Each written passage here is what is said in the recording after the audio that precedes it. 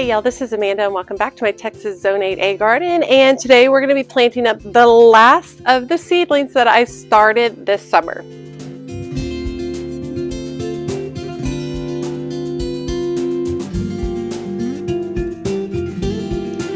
Okay, so about mid-summer I started a whole bunch of seedlings. I started hardy annuals, I started winter annuals like pansies and violas. I started perennials. I started a ton of things from seed.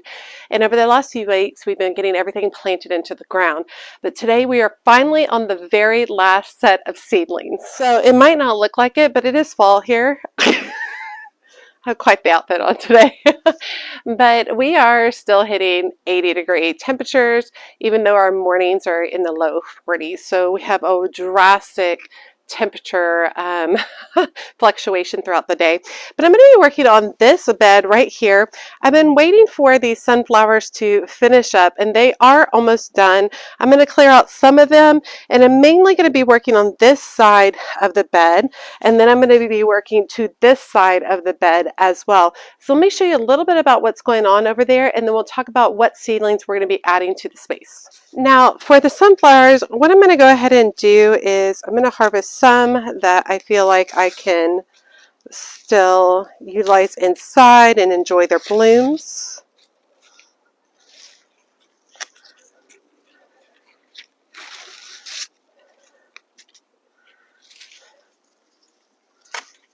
Okay, so I could start just pulling these up, but these root systems are pretty extensive down here. So what I really want to do is I really just want to come in at the base and cut the stems off right at the soil. Sunflowers will not make it through the winter. Ooh, I think I'm sitting in wet. Oh, I am. I got my pants all wet. Let's see. All right, now I'm sitting on a plastic bag. So we just want to go ahead, since they won't make it through the winter, if we go ahead and cut these down at soil level, the roots and the stubs of the former plants will just rot in place. And by rotting, they're just going to add nutrients to the soil.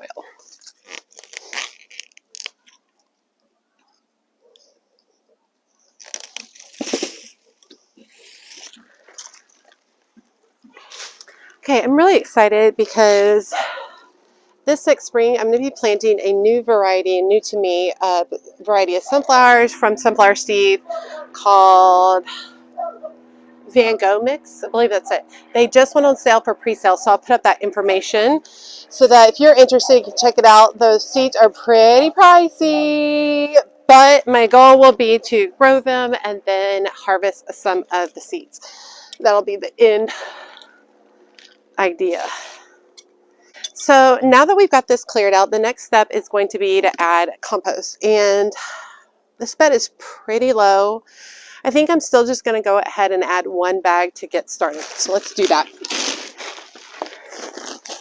All right, I got my compost. If you've been watching my videos, you know my favorite one is Living Earth that I get from Lowe's. Living Earth is local to my area.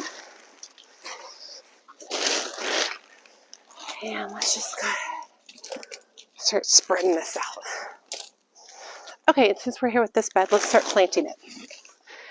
All right, one of the things I'm wanting to do with this bed is I want to have a backdrop of sweet peas in here.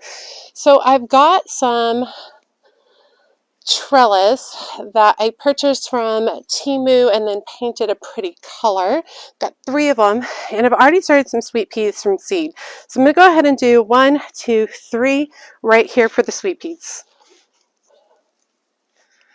Okay, instead of going straight across, I'm going to actually put them in a little bit of a tripod right here. A little triangle gathering of them. And I'm going to try to push this particular one in front down a little bit lower. Even though it's the same as this one, now it looks like 3 different heights.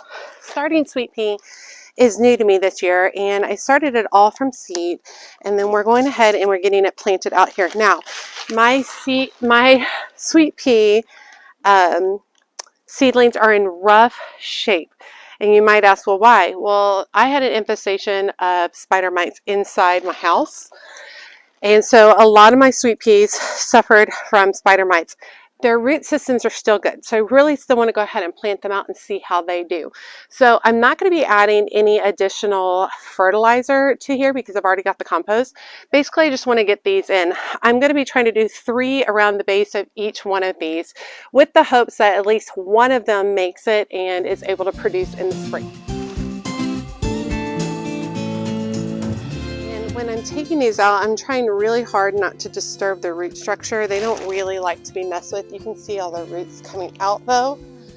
So I'm really just trying to put them gently in place and pack in the additional roots or the additional soil.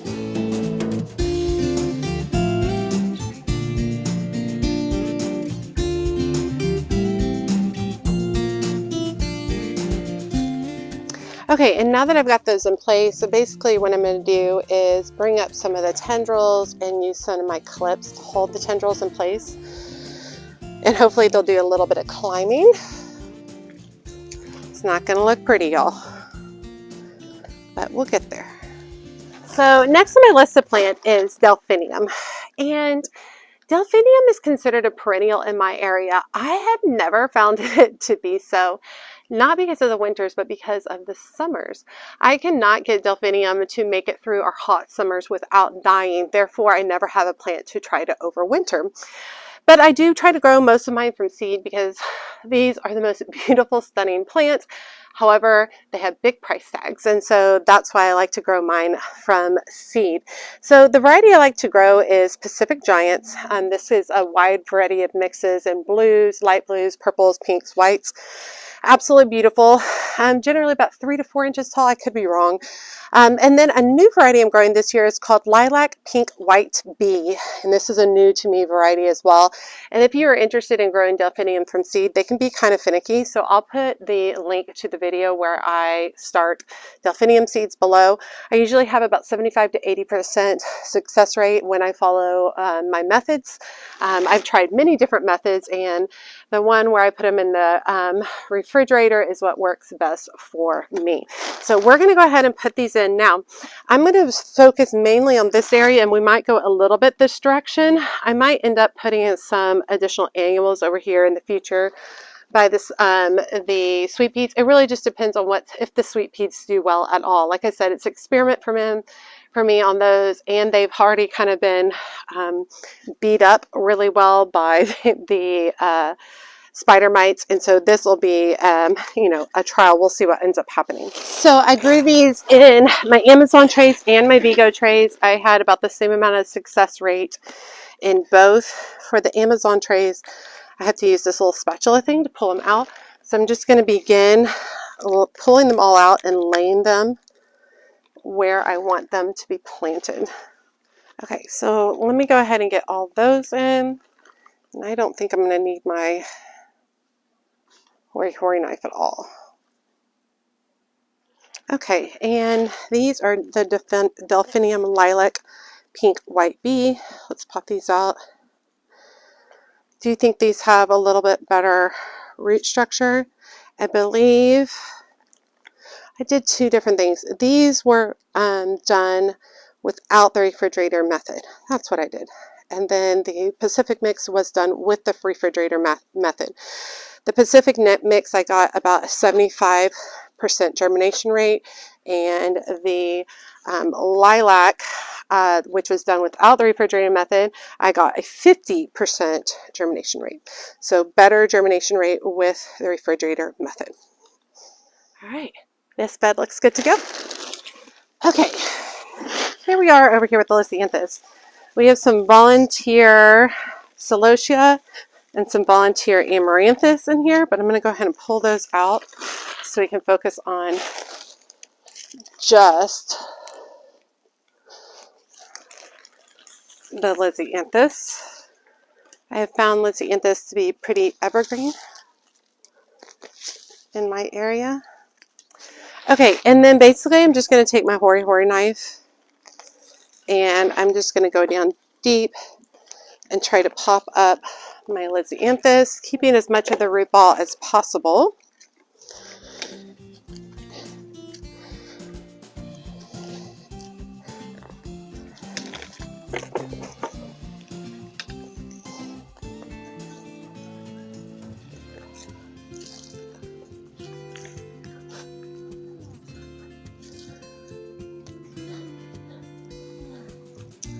Okay. Okay, I read somewhere that you should plant Lisianthus close together, like 4, I think actually it said eight plugs in a square foot, because they grow so tall and thin. That way they can support each other. And so with that in mind, I'm going to plant mine a little closer together this time around, because I'm going to continue to grow some from seed in the future, and it would leave me opportunity to add more. Okay, so I'm actually out of compost. I'm going to add what compost I had, and then I'm going to top this with some potting soil.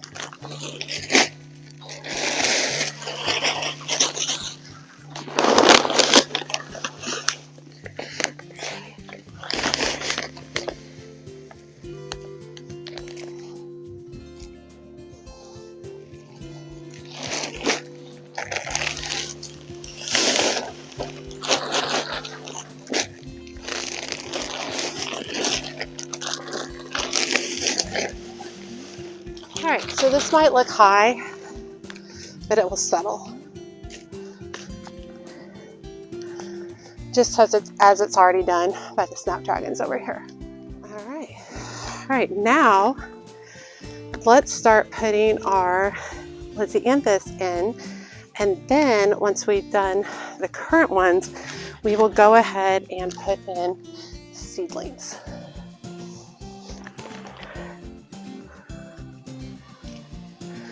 So it's just going to be an easy transplant. You want them to go just above the soil line. This soil is going to settle, so it's going to do just fine. I'm going to probably put 5 across, I think, just above the soil line so that the roots don't rot.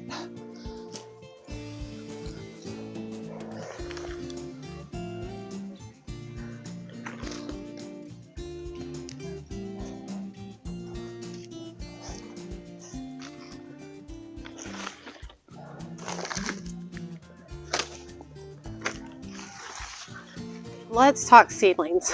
So I grew 3 varieties, had some varied success. Lisianthus Echo White, I only had 1 that was successful. Lisianthus Roseanne Black Pearl, I had 1, 2, 3, 4 out of 12 that were successful. And then I had a ton of success with Lisianthus Voyage to First Love. I had 9 out of 12 that were successful. So very cool. And I am growing some of these for my friend Kristen. However, she's behind on plantings. I think I'm going to go ahead and plant them all in my bed for the winter. And then I can always pull them up come spring and give them to her to plant in her bed. I am going to try to plant these pretty tight together. Like I said before, we want to encourage them to support each other. I also think that in the future, as I add more, I can just put small plugs in between the plants and just continue to pack them in a little bit tighter. Root structures look really good. He's been growing for a while now, definitely since early summer. And Lisianthus do take a while to get going. While I didn't get as many plants as I had hoped, the ones I do have are very healthy, which is encouraging. And this will help me get a jump start for the spring. My other Lisianthus have done very well.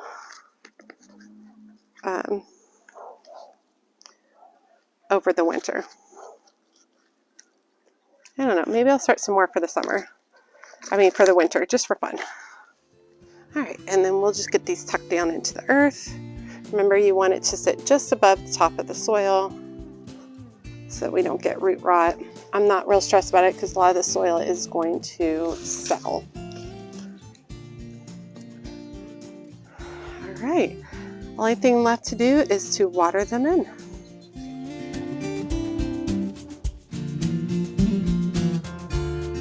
Okay, I got messy. Feeling really good though. This feels really great. All of these Delphinium coming up. Even if I get a single bloom from each of these, that would be amazing. Giving a try on the sweet peas. We'll see how they do. I guess I could have planted just some straight seeds in here. We'll try this year and see what happens. And then topping off the Lisianthus bed, transplanting all the existing Lisianthus and then adding in additional plugs of Lisianthus.